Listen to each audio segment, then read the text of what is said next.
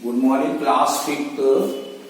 कल आप लोग ब्राह्म चिन्ह पढ़ रहे थे, तो ब्राह्म चिन्ह में हमने कल आपको सभी ये चिन्ह ओरल रूप में बताई थी और कहा था कि इनको आप पढ़ना, उसके बाद हम डिटेल। तो आज हम डिटेल में दिख रहे हैं, जिससे देखो पूर्ण ब्राह्म का चिन्ह इस तरह का होता है जब वाक्य खत्म होता है। अल्पविराम, अर्धविराम, उपविराम, प्रश्न सूचक चिन्ह। तो ये दो चिन्ह आप ज्यादातर यूज करते हैं, पूर्णविराम और प्रश्न सूचक चिन्ह। विस्मयादिबोधक, निर्देशक, योजक, मुद्रण, लाभक और कोष्ठक और त्रुटिपूर्वक। अब इनकी हम डिटेल पढ़ें कि जैसे कि हमने कल आपसे कहा था इसकी डिटेल पढ़ना, तो शायद आपने पढ़ा हो डिटेल। अब हम डिटेल देखते हैं कि एक एक पॉइंट बाय पॉइंट कैसे निकालेंगे। पहले आता है हमारा पूर्णविराम। किसी वाक्य के पूर्ण होने पर पूर्णविराम चिन्ह का प्रयोग किया जाता है। जैसे कल हमने सेंटेंस लिखा था, रोको मत जाने दो, तो वहां पे वाक्य पूरा खत्म कर दिया था, फिर पूर्णविराम चिन्ह लगाकर दिखाया था। तो जब वाक्य खत्म हो जाएगा तो वहां पर हम पूर्णविराम चिन्ह लगा देते हैं।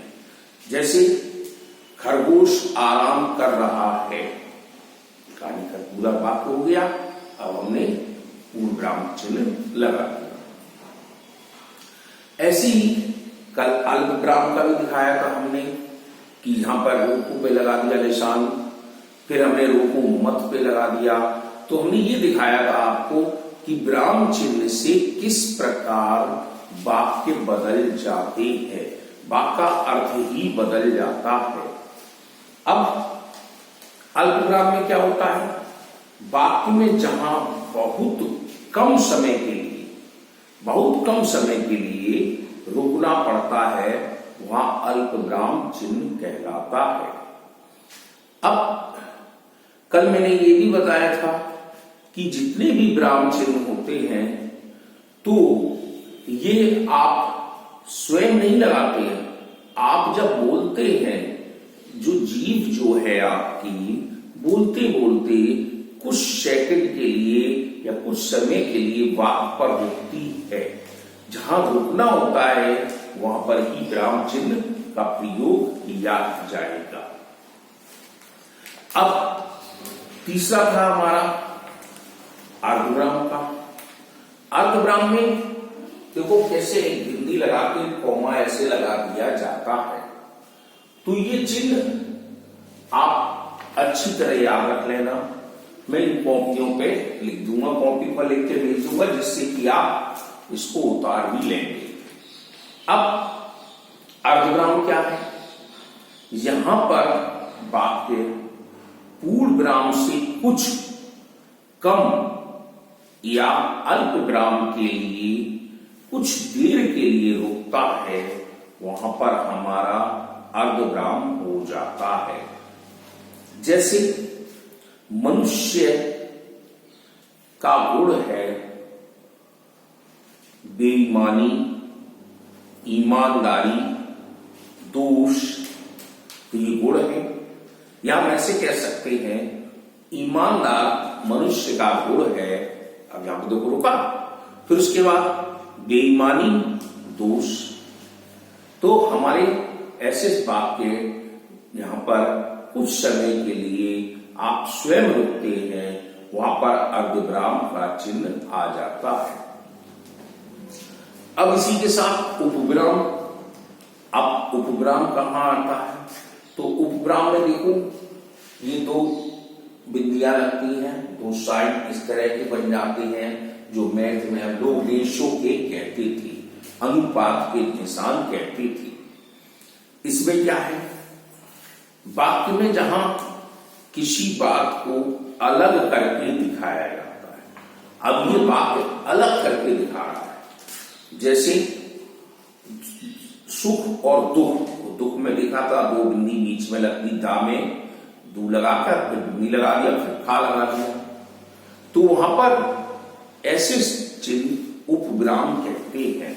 जैसे दहेज प्रथा एक अभिशाप, तो दहेज प्रथा जो है वो एक अभिशाप के रूप में, तो वहां पे डैश लग जाता है। या पाठ का उद्देश्य है, पाठ का उद्देश्य है श्रेष्ठ मार्ग पर चलना। तो अब श्रेष्ठ मार्ग अलग हो गया और उद्देश्य उसका अलग हो गया। तो ऐसे शब्द हमारे उपविराम में आते हैं। पांचवा था प्रश्न सूचक चिन्ह। प्रश्न सूचक चिन्ह तो मुझे बताने नहीं पड़ेंगे, ये आपको तुरंत आ जाएगा कि जहां पर वाक्य में प्रश्न पूछने का कार्य करता है तो वहां पर हम इस प्रश्न सूचक चिन्ह को लगाते हैं। क्वेश्चन मार्क, इंटरोगेटिव साइन जिसको कहा गया था, इसमें कैसे देखेंगे क्या, कब, क्यों, कैसे, कहां, ये वाक्य में अगर आते हैं तो ये स्वयं ही प्रश्न सूचक वाक्य बन जाते हैं।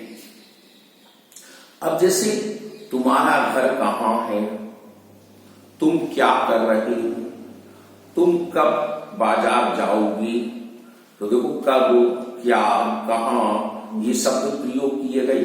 तो इसका मतलब है ऐसे चिन्ह जो क्या, कब, क्यों, कैसे, कहां, कितने प्रयोग किए जाते हैं वो प्रश्नवाचक चिन्ह बन जाते हैं। अब हमारे पास था विस्मयादिबोधक, ये भी आपने पढ़ा है कि जहां पर हर्ष, शोक, घृणा ये आदि बात उत्पन्न होते हैं वहां पर विस्मयादिबोधक चिन्ह लगा देते हैं। जैसे डंडा लगाकर नीचे बिंदी लगा दी जाती है। अब ये कैसे, शाबाश तुमने ये काम अच्छा किया, अरे चोर भाग गया, तो यहां पर पहले वर्ड में कि जैसे अरे, शाबाश, छी छी, ओह, है ना, ऐसे शब्द आते हैं तो वहां पर हम इनका प्रयोग करते हैं। तो वैसे भी हमने आपको बताया शोक, घृणा, भय, हर्ष आदि की जो मनोभाव उत्पन्न हो रहे हैं वहां पर विस्मयादिबोधक चिन्ह लगा दिया जाता है। अब निर्देशक चिन्ह आ गया। अब निर्देश देना, अब जैसे आप प्रश्न लिखते हैं और फिर डैश लगा देते बड़ी लाइन, तो निर्देशक चिन्ह, देखो यहां पर निर्देशक और योजित चिन्ह एक जैसे होते हैं। योजक एक छोटा सा होता है और निर्देशक थोड़ा बड़ा होता है। तो निर्देश देने के लिए ऐसे वाक्यों में से कुछ लोग एरो भी बना देते हैं, तो वो चीज हमारे निर्देशक चिन्ह कहलाते हैं। अब निर्देश क्या है, वाक्य में किसी कथन से पहले, कहने से पहले है, संवादों या वार्तालापों में नाम के बाद या किसी बात का उदाहरण देने के लिए हम निर्देशक चिन्ह का प्रयोग करते हैं। यानी कि ये मैं नहीं कह रहा हूं, ये आपकी किताब में भी है। हमने आपसे कल ही कहा था कि आप किताब पढ़ना और किताब से देखना। अब जैसे खड़क सिंह बाबा, खड़क सिंह डैश लगा दिया, वही निर्देशक चिन्ह, और बाबा कर दिया, इस घोड़े को अब तुम नहीं लौटाओगे, ये आपकी कहानी में था खड़क सिंह वाली किताब में। जैसे अर्जुन ने कहा, गुरुजी मुझे तो केवल मछली की आंख ही दिखाई दे रही है, यानी कि जब निशाना लगाने वाली बात आई तो उन्होंने ये भी सेंटेंस बोल दिया। तो आप अधिकांश इसका प्रयोग करते हैं लेकिन समझ नहीं पाते हम इसको क्यों लगा रहे हैं। अब आता है योजक। योजक मीन्स जोड़ना, यानी कि जब हम वाक्य को जोड़ते हैं, जैसे सुख और दुख के बीच में एक डैश में लगा देते हैं, तो ऐसे चिन्ह हमारे योजक चिन्ह बन जाते हैं। यानी जब दो शब्दों को एक साथ जोड़ने के लिए औजक चिन्ह का प्रयोग किया जाता है। या जब कभी शब्द दो बार आ जाते हैं, जैसे खेलते खेलते, धीरे धीरे, जैसे 2 बार आया, खेलते खेलते वह रोने लगा, तो मतलब खेलते खेलते में बीच में आपने लगा दिया। घोड़ा धीरे धीरे चल रहा है तो धीरे आ गया, धीरे धीरे में बीच में लगा देते हैं। तो ऐसे शब्द योजक चिन्ह कहलाते हैं। योजक का मतलब जोड़ना।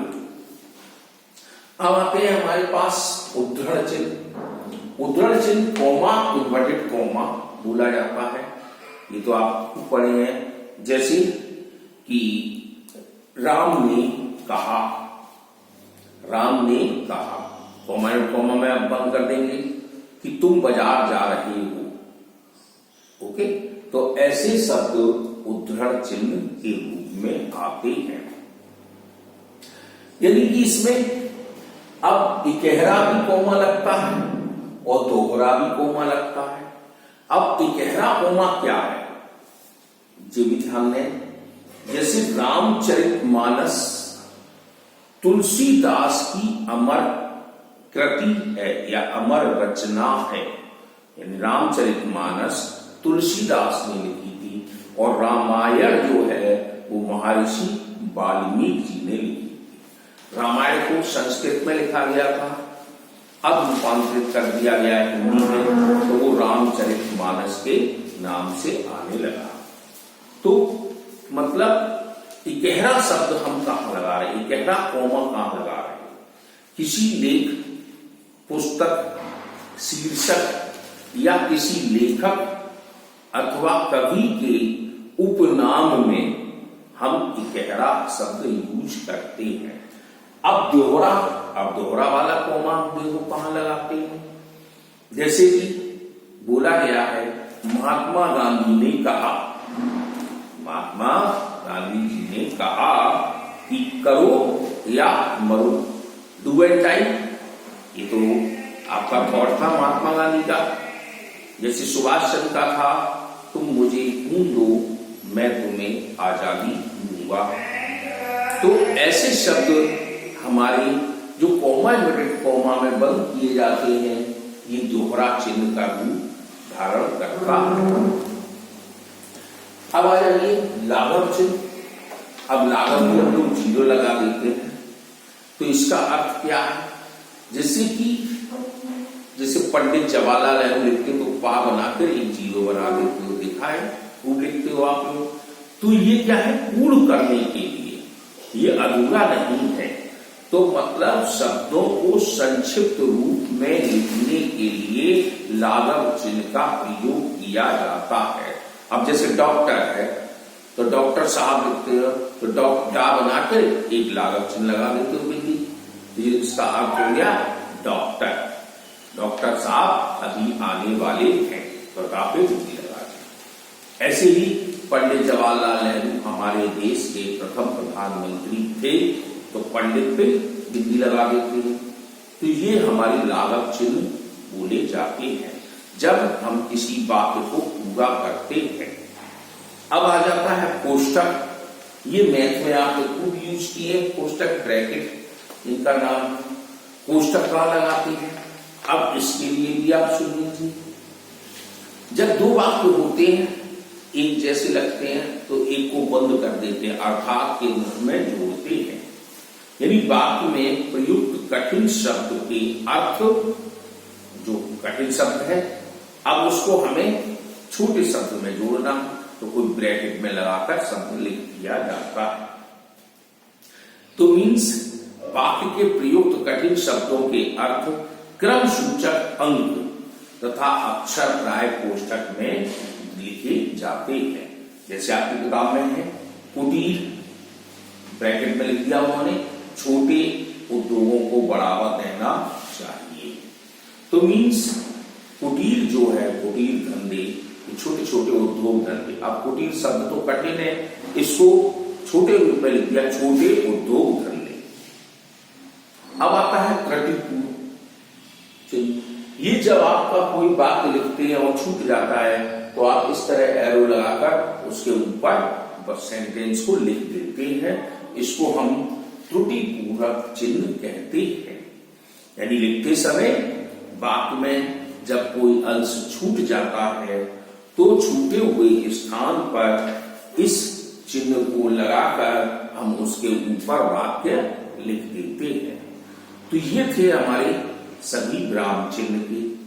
तो विराम चिन्ह फिर भी मैं आपसे कह रहा हूं, ये मैंने पढ़ा दिए आपसे, बोल दिए हैं, लेकिन आपको स्वयं फिर से याद रखना पड़ेगा, तभी ये वाक्यों में आप विराम चिन्ह लगा सकते हैं।